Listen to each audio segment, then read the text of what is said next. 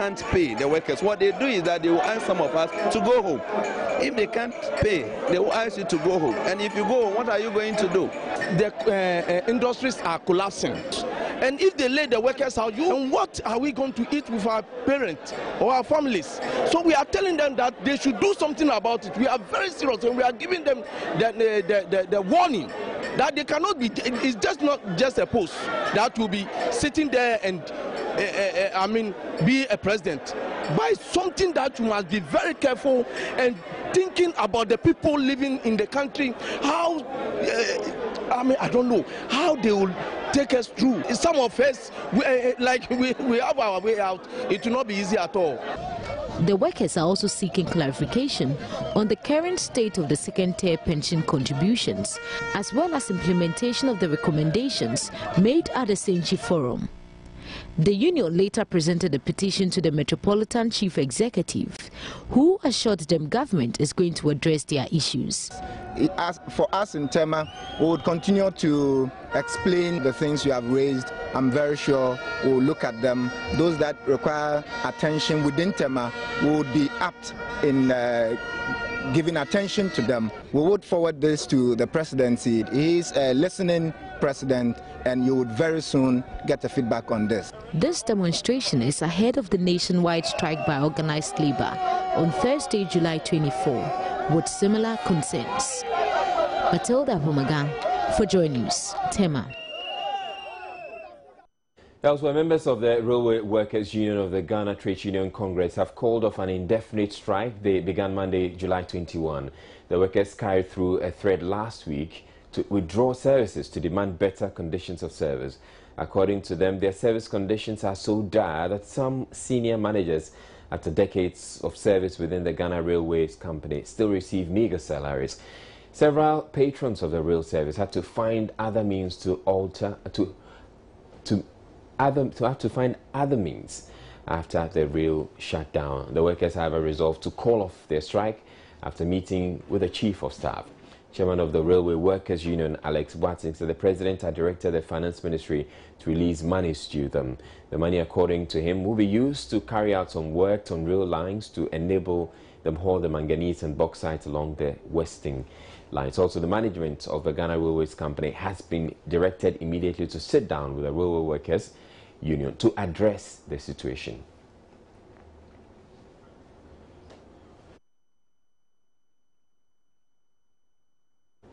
Meanwhile, Employment and Labour Relations Minister Haruna Adrisu says government is still trying to talk organised labour out of an intended nationwide demonstration on Thursday.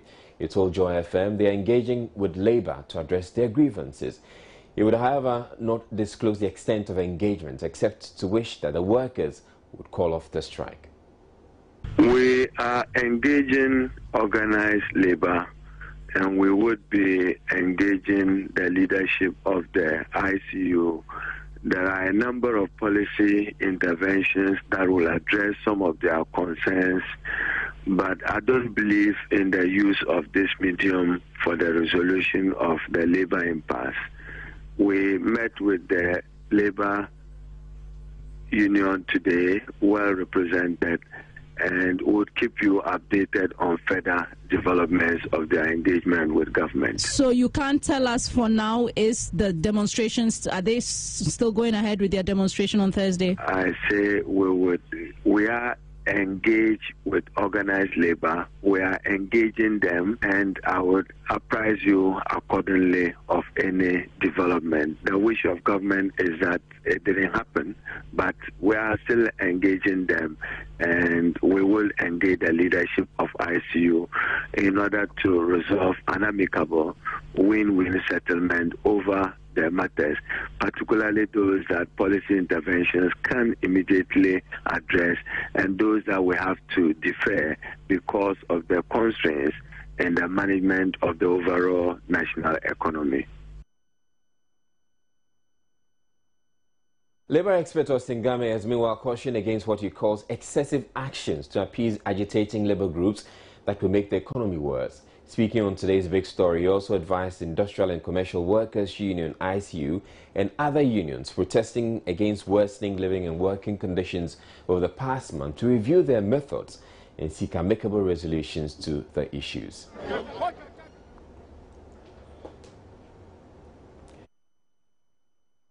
In other news, President John Mahama has sworn in 11 new ministers and deputy ministers of state with a charge on them to eschew acts of corruption and assist him overcome the challenges confronting the nation. The 11 were approved by Parliament after their vetting some weeks ago. President Mahama told the 11 new ministers and deputy ministers of state that he has great expectations of them and needs their support to help him deal with the current challenges facing the country. We believe you have what it takes to do the job. Our people are tired of listening to fine talk. What they want to see is the deliverables that will make their lives better. As I said last week at the National House of Chiefs, the time for talking is over. Let us roll up our sleeves and get to work. He asked them to see the appointment as a privilege and serve selflessly. In carrying out your duties, you must ensure that you protect the fundamental human rights and freedoms of every person in Ghana, no matter their place of origin, political opinion, color, religion, creed, or gender. In agreeing to join this administration, you are agreeing to ensure that all Ghanaian citizens enjoy reasonable access to public facilities and service and opportunities in accordance with the law. Indeed, we have a collective responsibility to protect our values and our traditions. Let me state that all efforts will be undertaken to ensure that we preserve, secure, and protect our social order founded on our rich traditions as Africans and on the ideals and principles of freedom, equality, justice, probity, and accountability as enshrined in our Constitution. Health Minister Dr. Kwekwajaman Mensah, on behalf of his colleagues, promised not to let the president down. And we'll make sure that the better Ghana becomes a living reality. It's not going to be easy, but with God on our side, we will deliver. Alex Segbefia, Niosa Mills, Atusapon, and Nchibo Siako Setre were some of the ministers and deputies sworn in by the president, said Kwame Boateng's report from the Flagstaff House. One way nutrients are lost in food is when the food is overcooked. Unfortunately, some crops have to be cooked for longer periods before they become edible. A nutritionist with the Swedish University of Agricultural Sciences believes the cooking period of such foods could be reduced by breeding varieties with specific traits using biotechnology. She's been addressing a debate organized by the African Nutrition Society on whether GM technology could promote nutrition-sensitive agriculture. Dr. Linley Chewon-Akalton argues biotechnology tools such as marker-assisted selection and genetic modification technology allow targeted selections which then help scientists to breed for crop varieties that contain desirable nutrients. The nutritionist says breeding varieties with reduced cooking time could also prove useful in retaining nutrients in foods. I look at these more interestingly from my point of view, especially as we're transitioning, both in terms of diets, but also in terms of rural-urban conditions, that the time for women or even households to prepare the food is becoming less and less, at the same time as you're seeing that sometimes we're changing the diet because we're thinking, I don't have the fuel wood, the energy to prepare these beans or to prepare these foods because they take a long time to cook. So if we could use some of these tools in biotechnology to shorten some of these processes so we have shorter cooking times, we can contribute definitely towards some of these nutritional outcomes as well. Representatives of anti-GM group Food Sovereignty Ghana typically highlighted the potential health risk of GM foods. The group is also concerned the introduction of the technology could be attempted by multinational companies to take over the seed market in Ghana to the detriment of rural smallholder farmers. One question is whether we have control over the food. Let us be quite clear. When we increase the quantities, we are increasing the money that is acquired by the agribusinesses in their pockets. It is not about the the sufficiency of the food within our country. And in Ghana, we import 1 billion worth of rice. Jim Gaffney of GM Seed Manufacturing Company, DuPont Pioneer, however, contends fears over seed patents are misplaced. We have no intention of taking over the seed market. All we're asking is that we are allowed to create more options for farmers, for smallholder farmers. Our technology in no way can displace the risk management that the smallholder farmer across Africa is good at today. All the agronomic practices that farmer knows today has to be part of any production system, and improved agronomic practices that go along with a new hybrid or a new seed variety is all about what we're trying to do as far as help that farmer be more successful. So we're just trying to create more options for the farmer. The debate, organized by the African Nutrition Society, exposed the mistrust opponents of the technology hold against foreign seed manufacturers and regulatory officers in the country. Assurances from the representative of the Biosafety Committee that there would be strict adherence to safety standards failed to appease the anti-GM campaigners. The researchers meanwhile maintain that GM technology is one of several options that could be explored to deliver food and nutritional security for hungry, malnourished populations. We have more stories coming up after the break. Do stay tuned. The Electoral Commission says it has no plans of scrapping the biometric voter registration machines come 2016, despite the challenges they posed in the 2012 elections. The EC chair, who was speaking to Joy News at a workshop to deliberate election processes in Africa, however, says it is too early to say what will be done to address the problems that bedevil the process. The three-day workshop is to discuss and share experiences of electioneering on the continent. The association, under the leadership of Kojo Afarijan, chairman of Ghana's electoral body, has developed a basic, intermediate and professional courses for electoral agents on electoral processes. Sharing the challenges of the commission under the 2012 elections, Afarijan mentioned the lack of clear understanding of electoral processes by officials of the commission and agents of political parties. He also mentioned inadequate logistics caused a delay. Once you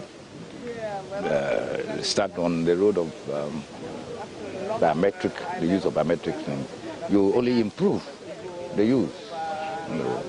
And you can't abandon the biometric aspects of what we have started. Yes, we will still be biometric. Yes. Everybody is going or wants to go biometric, all right?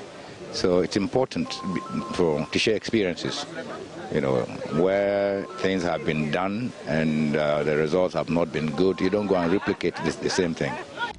Principal PRO of the Commission, Sylviano, reiterated the EC will go ahead and use National Health Insurance ID cards as proof of citizenship in the voter registration exercise, which commences this week, unless the courts rule otherwise.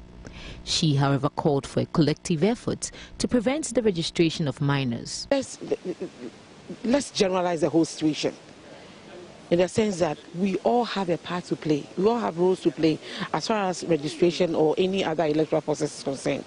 It is a collective responsibility that we all partake of it. Now, if you see minors registering, what is your bet? You have to pick a challenge form. So long as you have the evidence and challenge the particular person, not physically, but as far as the law is concerned.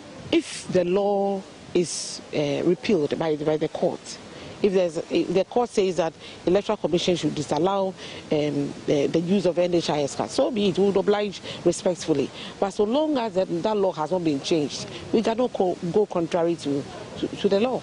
The workshop seeks to bring together all stakeholders, such as the media and political parties in the electoral process. Residents of Insakina, Manghiang, Udumang and Hafuamang, all areas in the Gan West municipality, have staged a joint fiery protest to register their frustrations about the Asare road network after numerous failed promises by successive governments to rehabilitate them. The protesters burned car tires and mounted several blockades to impede vehicular movement. Ridwan Karim Osman has more.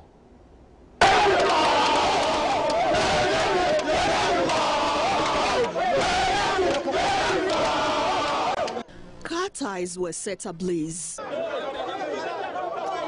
There was no movement for any vehicle, be it commercial, private, or even government vehicle, as all roads were blocked, except for the police, but that was after some resistance.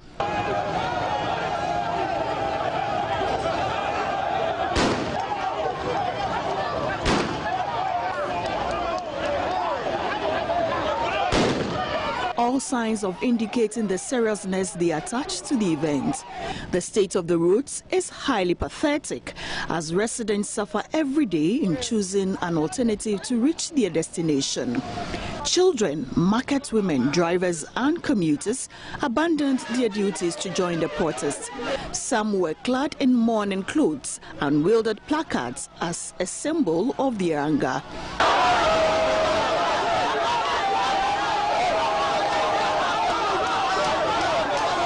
The demonstrators, in their hundreds, poured out their disappointment on the Member of Parliament, demanding for government why, in spite of its promises to them, they continue to bear the brunt of bad roads. Master, there was a day it rained in the night. We all have to park our cars here. The water is at waist level.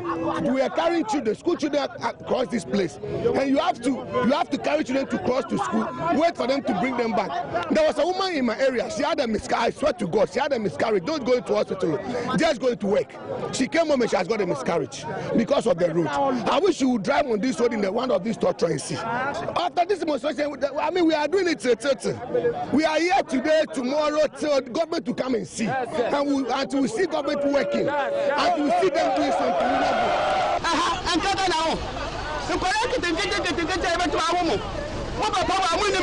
Well, the man to say me, no, my 2 nights, the whole night, no control, and I'm not power. I feel my prayer. But this time, I feel my prayer. I feel my prayer because I say, boy, what do you know? I say, you're talking about it. Minister, madam, my baby, and the book. So, I realize next 4 years, more than a balance to help you. They also lamented how the deplorable road network is contributing to maternal mortality, as drivers cannot speed up on the road whenever pregnant women are in labor, and sometimes compelling them to trek to far-flung places.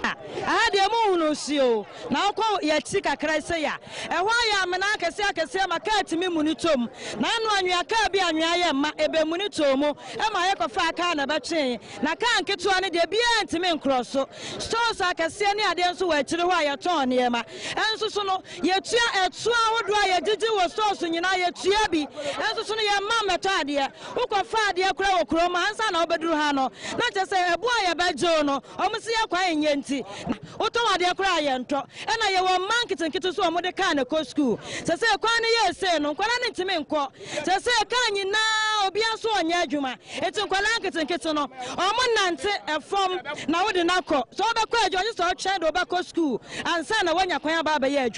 The demonstrators later converged at the Efoman Pentecost Church Park to present their petition. What is going on? The last time that we vote for him, he told us to take our consent to address it amicably. Look at what we are going through. You yourself, the media, you see it yourself. Where are we towards going? Our ladies are leaving us, our children are dying because of the condition of the road. They always use Okada, and the police people, when they see the Okada people, they arrest them because they don't have legal backing. What is going on? We are appealing to our president. This time, nobody can fool us anymore. I'm sorry to lose I'm sorry for my words, but we are tired about what is going on. Reacting to the protest, Municipal Chief Executive for Gan West, Sam Atukwekwe, appealed to residents to exercise restraint as plans have been taken for construction work to begin on the roads next month. It is not because you are demonstrating that we have to do the road.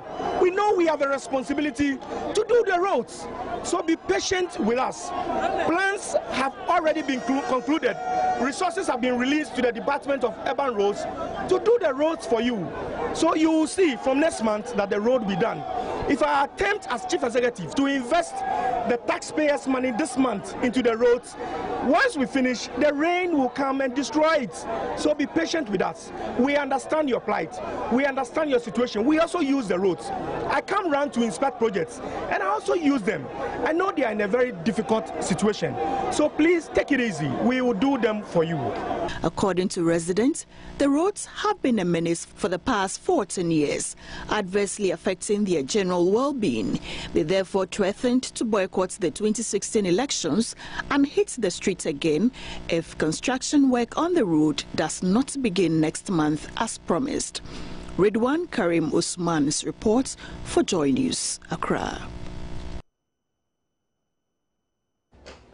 Methodist Bishop of the Obuasi Diocese is challenging Ghanaian contractors to live up to expectation in the execution of developmental projects. Right Reverend Stephen R. Bosomtwi Ayensu says the pessimistic attitude of some contractors toward development in the country is giving government officials a bad name. He was speaking at the sword-cutting ceremony for the construction of a 12-unit classroom block for New Dubiase Methodist Primary in Adanse South District of the Ashanti region. A report by Mahmoud Mohamed Nuruddin. Right Reverend Stephen Bosomtwi Ayensu said, government officials who sit unconcerned without making progressive efforts to support government are putting the country at risk. About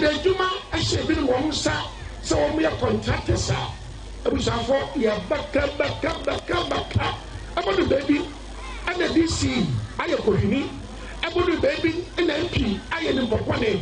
Nimpa, get this side with the passion, so we are criminal contractor, some we feeding contractor, so we are gonna contractor, you're born Payamos. Yamia don't, they are cut to suddenly yet, in the human shower, sir, or Yamin for so don't war.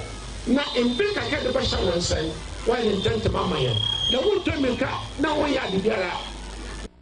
Currently, this old structure provides shelter for the pupils here at New Dubiase Methodist Primary, but it is too small to accommodate the over 793 pupils in the school. According to school authorities, the school has been compelled to run a shift system over the years, which has been a challenge for both students and teachers. Hence, they need to demolish it and construct a 12-unit classroom block. George Mensah is the head teacher of the school. Now, they say baby school is sitting.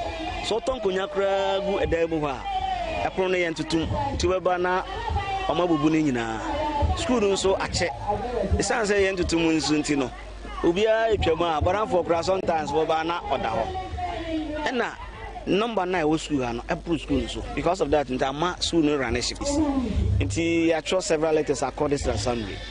Yamiadum afe no metie na sopem. I say I'm the good dino. No my na sorry bidding. Na shift system no e dey free.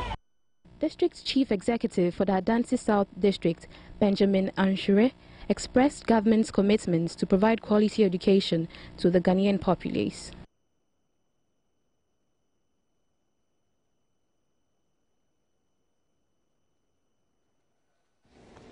We'll take a break. We'll be back with sports.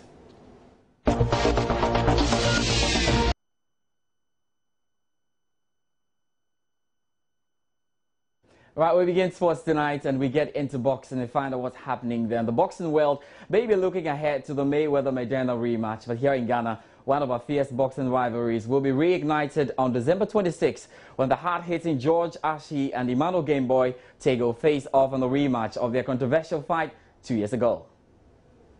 Emmanuel Gameboy Tego and George Ashi have both agreed to face off in the ring once again in a rematch of their highly attended and equally controversial clash in nearly 2 years ago. Tego was the victor back in November 2012, claiming a 114-114, 115-113, 116-112 majority decision victory to also annex the then vacant WBA International Lightweight belt. Ashi and his large army of fans were, however, not in agreement with the judges and have never accepted the defeat up to this day.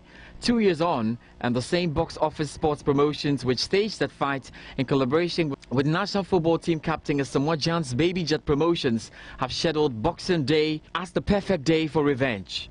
Freshly coming off stage in the most publicized, even if not the biggest boxing event in the history of this country back on May 15, thus the Bukumbanku versus Ayite bout, Alex Ntiamwabwache's box office sports promotions hope to set even higher pedestals with Ashi versus Tego 2, which they are also promoting in association with Baby Jet Promotions, who have since signed a 3-year management deal with Tego.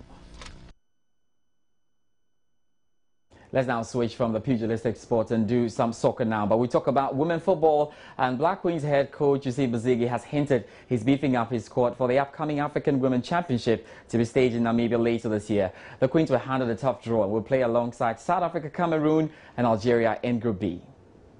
Coach of the national women's soccer team, Osei Asare, has confirmed he will be inviting 3 foreign-based players to beef up the Black Queens ahead of the African Women's Championship campaign. The Black Queens have been drawn in a tough group at this year's tournament to be staged in Namibia, where they will be facing South Africa, Cameroon and Algeria. Ghana will be hoping to win its first ever African title when they make a 10th appearance at this year's finals. Black Queens coach Osei Asare is determined to chalk success with his side at this year's tournament. He wants to assemble the best possible squad for the competition and has thus confirmed he'll be calling up 3 foreign-based players to beef up his team ahead of the tough African challenge. After the World Cup, we had at least 2 captains retire. We heard that of Philipp Lahm of Germany. Now it's England's captain, Steven Gerrard, and he has retired from international football after winning 114 caps. Gerrard won his first cap in a 2-0 win over Ukraine in 2000 and made his last England appearance in a 0-0 draw with Costa Rica at the 2014 World Cup. He retires from international duty, having scored 21 goals and played at 6 major tournaments. He ranks 3rd on England's most capped player list behind only Peter Shilton and David Beckham. Gerrard would now take on a high-profile ambassadorial role from or with the Football Association in England. There you have it. You can see he's played 114 games out there. He's won 71 with the team, drawn 27. Lost 16, scored 21 goals, not bad. Of course, 22 assists out there. And how about the yellow cards and red cards? Quite a number of them. He's bowing out of international football. So Liverpool fans, don't get worried at all. He'll be in the red shirt. He'll be playing some football for you during the Premier League. No need to worry. Let's talk about the transfer moves now. And Real Madrid have sealed the deal for Colombia international James Rodriguez and will be unveiled tomorrow at the Santiago Bernabeu. Well, he doesn't like the James, so we can call it James. James, the same meaning out there. It's also James. And so tomorrow he's going to be unveiled there for the Real Madrid lads then. And we can go on and talk some more about Manchester United. They don't have a player is leaving them. Patrice Evra has completed a £1.2 million move to Juventus from Manchester United. The France left-back has signed a 2-year contract with Italian champions, ending his 8.5-year stint at Old Trafford. That is the news from Manchester United. And maybe Didier Drogba might find his way back to Chelsea because he's considering a 1-year deal return to Chelsea. The Ivory Coast international, a free agent after leaving Galatasaray, left Stamford Bridge in 2012 after scoring the winning penalty in the Champions League final against Bayern Munich.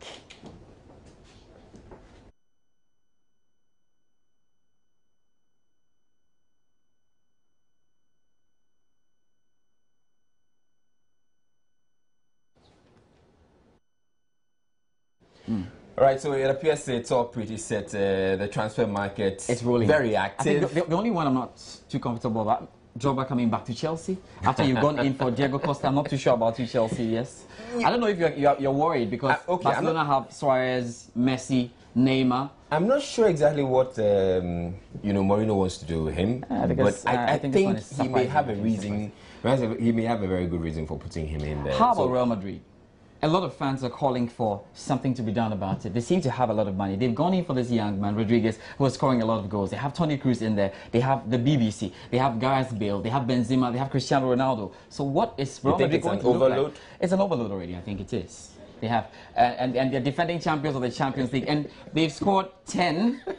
They already won 10 Champions League, and they're saying they're going to win the 11th one. It's getting too much at this point. Barcelona's attack, well, we don't know what to expect. Liverpool are getting in there. I think it's looking scary for Chelsea at this point. No.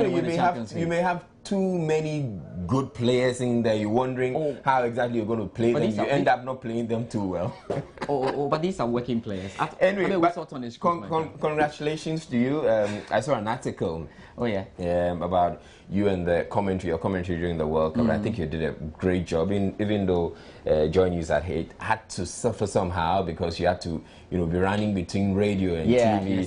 Certainly. But I think you did a good job, and this is a surprise. They gave you some. This is a surprise here on Joy News. Because you didn't tell me this was going to happen well, but it's great. It's great news, and we're hoping to hit the heights. Really, certainly hoping. go through those mentors of mine. No, I Alan hope, Green and Mike Ingham of BBC. I hope and John Dykes, of course. You know, some BBC or something doesn't come to, you know, push you and take you. We're away. working hard. We're working hard. We need to get. You're working hard to get out. Not to get there, but working hard to hit the limit. Okay, just put it in. Just have to work hard to get to the limit. But congrats. Thank you very much. It's a big surprise. Almost like a birthday gift. Then happy over sports.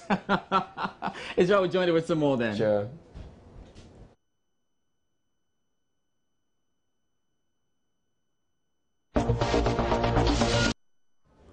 Time now to get you updated in the world of business. Of course, my name is Abigail Adomakoinchi. Now, Chief Executive of the Institute of Chartered Accountants, Fred Moore, is asking government to clearly tell Ghanaians how it intends to finance projects whose funding has been snuffed following government's decision not to pursue the remainder of the $3 billion Chinese Development Bank loan. He has also advised government to ensure whichever funds it secures are used for the intended projects. Finance Minister Setekpe in his supplementary budget indicated government will now take only half of the $3 billion it had originally contracted due to new conditions introduced by the Chinese. Government says the terms of the loan are no longer satisfactory because the Chinese are demanding more oil than government is willing to offer in exchange. Communications Minister Dr. Omane Boamah indicated on Newsfile government will soon announce a replacement for the $1.5 billion that is no longer coming. For the CEO of the Institute of Chartered Accountants Ghana, Fred Moore, how to finance the remaining projects is key. If you look through the minister's document about why it has been halved, then I tend to agree with him about the reasons why it's been halved. Because the original intention of the loan was to provide that service, and it wasn't linked to anything. Once it was the CDB wanted to link it to oil, the issue was, as the oil prices go up, we will be paying even more than we needed to. And in that sense, you could actually commend the government in taking the decision that they made. If the question is, could we have got the 1.5 billion somewhere else? With hindsight, everybody has got a 2020 vision. We are where we are today. When the decision was taken, I presume we didn't know all the factors that could have affected it. So I tend to give them the benefit of the doubt. He also asked government to judiciously use borrowed funds. In terms of the review, it was silent on what they were going to do about it. I would like to hear more from the minister about what the plans are. What I suspect, if I was in his shoes, is to begin to try and find alternative resources to do the same project, because you and I know from the beginning of the year the oil prices have shot through the roof, which has affected the fuel pumps. If we had given that money to the company, they would be laughing all the way to the bank and would be crying all the way to the poverty. So I think in that sense it was actually a bold and a courageous decision to make. Although it is unknown which specific projects will suffer with the move, the $3 billion was for financing projects such as the Takoradi-Kumasi Western Corridor Infrastructure Project, the Sakandi Free Zone Project, the ICT Enhanced Surveillance Project for the Western Corridor Oil and Gas Enclave Project, among others.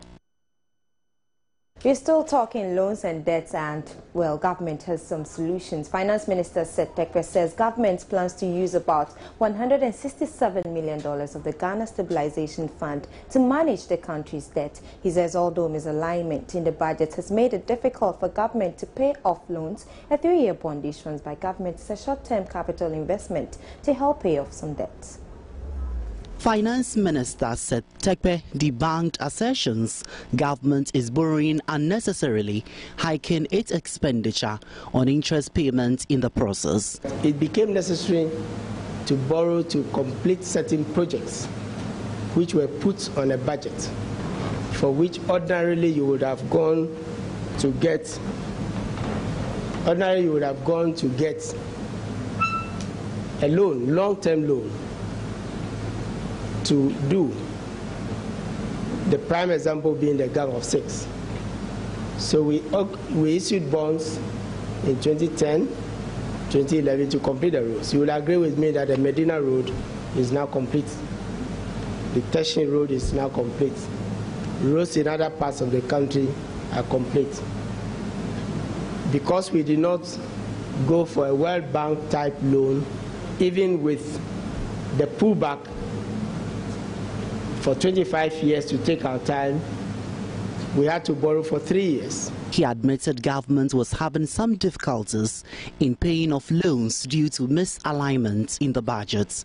And we put the information there that we have made an increase, in the amount that we want to use, to pay interest because of the high interest rates and depreciation of the cedi.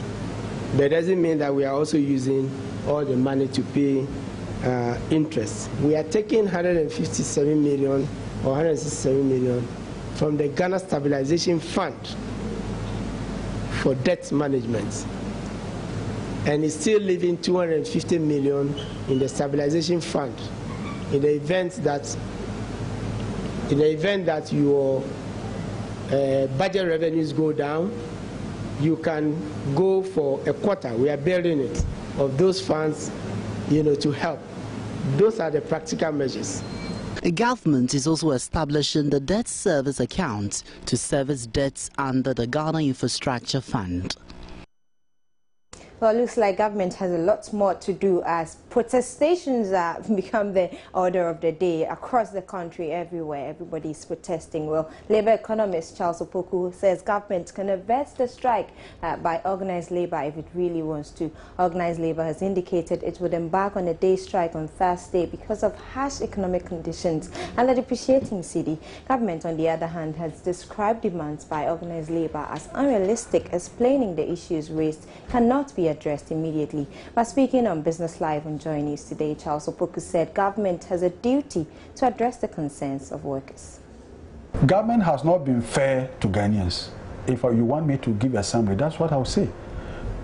Because if you decide that you are going to be the head of the economy and you begin to promise, then make sure that when you have said at time A, I will do project X, at time A, do project X. The moment you begin to do that, then people will have confidence in you. So even if you say, I'll pay you in 10 years' time, because of the confidence I have reposed in you as a government, I will agree and wait until the 10-year period. Unfortunately, that has not been the case. We have had promises upon promises, source cutting upon source cutting. Nothing seems to be working. People have seen that you promise, you don't deliver. Therefore, now, if you are promising, I don't have trust in it. Therefore, I will not help you to do what you want to do. That is exactly what we are seeing.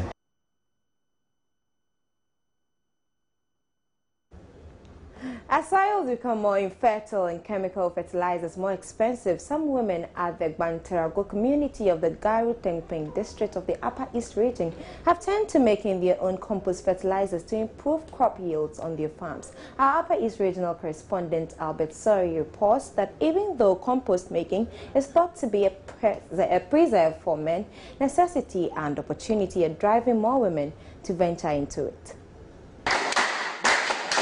Women at Batarago, a community in Garu, in the Upper East region, are now daring into compost making, despite the physical energy they would have to exert over a long period. This is thanks to some capacity building they got from Oxfam International, an NGO that works to find practical, innovative ways for people to lift themselves out of poverty. One of such women is Akaso Afug, a widow. They taught us a very good thing. I didn't have money to buy chemical fertilizer, but last year, for instance, I got a bumper harvest for millet and maize. And I'm sure this year I would even get a better harvest because I have increased the land I cultivate on. It may not be the chemical fertilizer we usually prefer, but it's very good. I encourage all women to go into compost making. But how important is compost to the improvement of crop yields and agriculture in general? Dr. Roger Canton, Principal Research Scientist at the Council for Scientific and Industrial Research, explains. It is healthier, and medically it has been proven that such products are safer. They also store very well, and the taste is also more natural than when you use chemical fertilizers. And I think this is where we are always stressing. But of course, you will agree with me, we cannot feed the world on purely organic because the sources are limited. As I said, the whole of Africa animals crowded together, if you fertilize, we'll produce manure from them. you will only be able to fertilize an area similar to the area of Ghana, as one of my colleagues, Dr. Bachiano, remarked in the early 90s. So that is why it's good to balance the two. You have organic and inorganic. Halfway, integrating the two is the way forward, and that's why we are always insistent.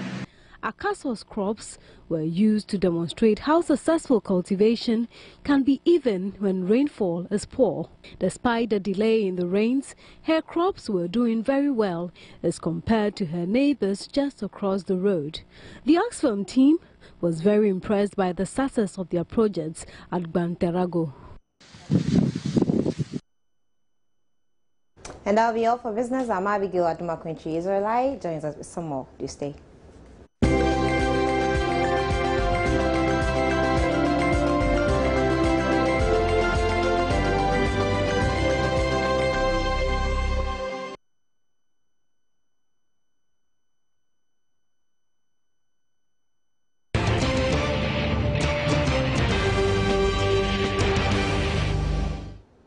In one other story on the local front, chiefs in the Eastern region say they are saddened by the deplorable nature of the roads in the area.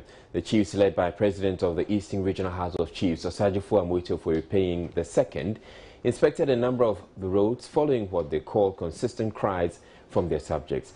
Osajifo Amoitio-Foripeying told Joy News the state of the roads is an indication governments have been unfair to the people. This is criminal. Now, what can we start? What are we going to do? Are we going to ignore people? What are we going to do? And then when you come here to see this thing so you can address it, it becomes a problem for people. We've got to just face the truth. This is not good. What's the truth? The truth is people need to have government taking care of their roads. That is the truth. It's not in our hands. And we can't do it. We just have, the only thing we have left is the freedom to make suggestions and try and persuade policy. And that's what this inspection is about. So we can go back and make suggestions to the president and his government that this is not good. I spoke to some MPs within this area, and they think that your involvement can really trigger a quick response. Let's hope so. Let's hope so. Because we're dealing with people here on this earth. That's what we're dealing with. Nothing else.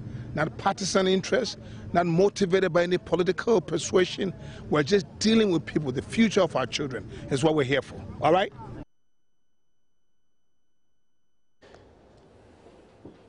He's suggesting proper decentralization as the best solution to spread development evenly across the country. Up next, we bring you international news. And an award-winning hip-hop artist Yel on Saturday proved he was worthy of his latest accolade, Best African Rapper. The rapper, together with his colleagues, put up a masterclass concert at the Alliance Frontier over the weekend, earning the respect of many fans and critics alike.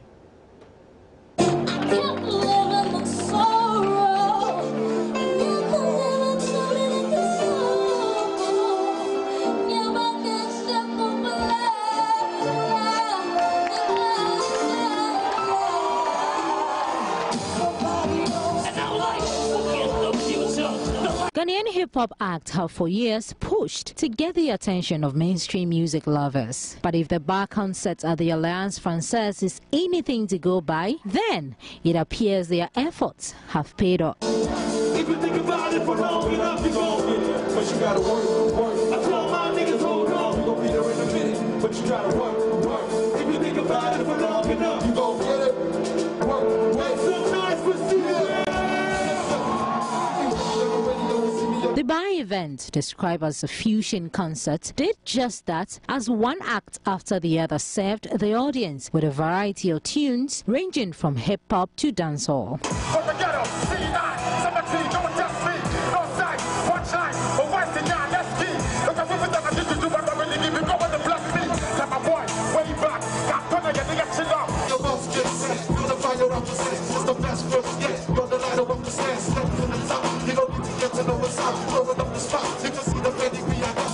Today you hit your chest like you forget.